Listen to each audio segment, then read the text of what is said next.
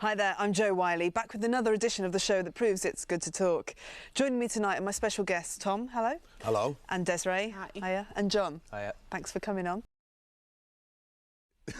He was having this phone sex, you know. As you do. Yeah, calling the... As you do in human traffic. And I don't know whether he actually told these girls that he was calling who it was, but they found out that it was him.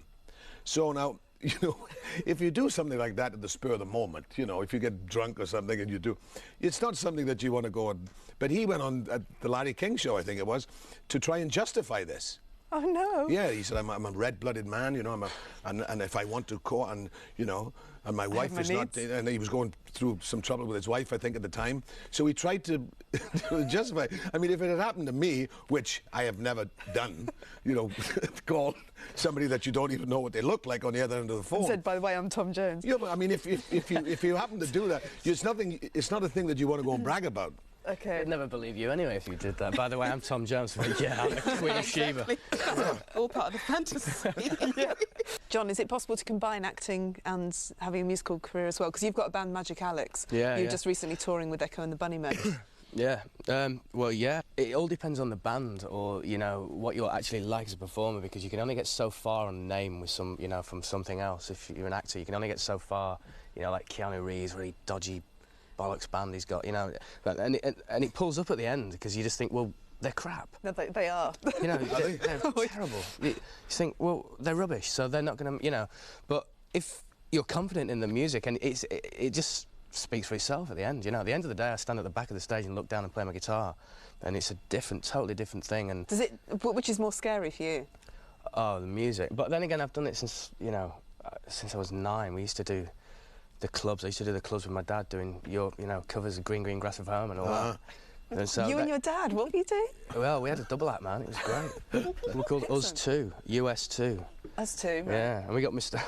We played where was it? Some football club one week, and they mispronounced it in the paper the week before, and it said U2 Friday. Oh. And so all these people turned up with U2 oh, it was terrible. And we were doing the Shadows and the Eagles, and it's like, oh. Bring Bonio on. It was terrible.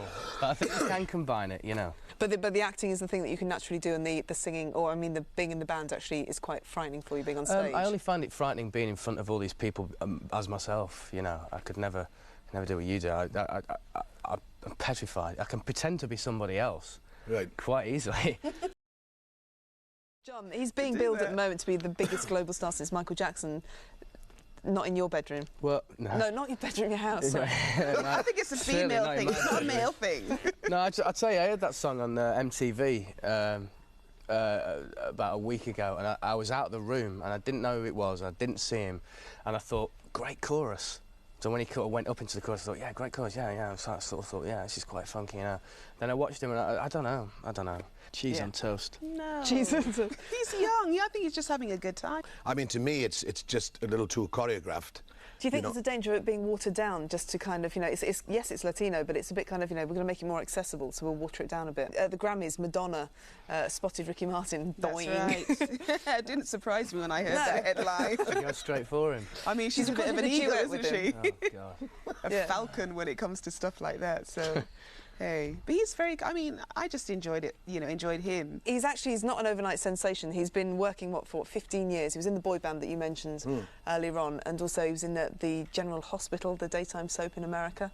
Oh, yes. So, well, there you go. I mean, if you make it on television, is it kind of, does it pave the way for stardom? I mean... If you make it on well, it's funny, you know, because I thought, after the Lakes, when I did the tour with Echo and the Bunnymen, I thought I'd get a lot of stick, you know, from people, don't give up the day job, lad, and all that.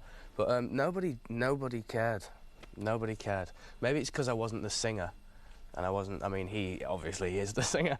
You know, he's me and all that. But I'm not that out of mind. Did people know who you were when they came to see the band? Yeah, I mean, they did. They you get a few people at the front, sort of like staring and going, like, "Is it?" And I had a lot of people come up and say, "Oh, we didn't even realise it was you. Nice one, you know, nice band and all that."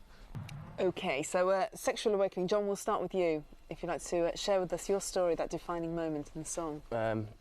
OK, all right. It's by no means a sexy song, and it's quite uncool, but the one that reminds me of Sexual Awakenings was I was at school, I was in love with this girl, called Melissa, and she was a year above me or below, I can't remember which one, but she was going out with this really hard geezer who was the cock of the school, and no one should mess with her, but we all went on a school trip to France, and it was it was Take On Me by a-ha. I just remember it so clearly, and it reminds me of that trip to France, and we had a little... I was going to say, what, there must have been some kind of... Yeah, we sort of got in bed together with all our clothes on, and it was incredible, incredible. I'll never As you do at the age of... 13. 13. John, where do you stand when it comes to Prince? You were getting quite excited about the music.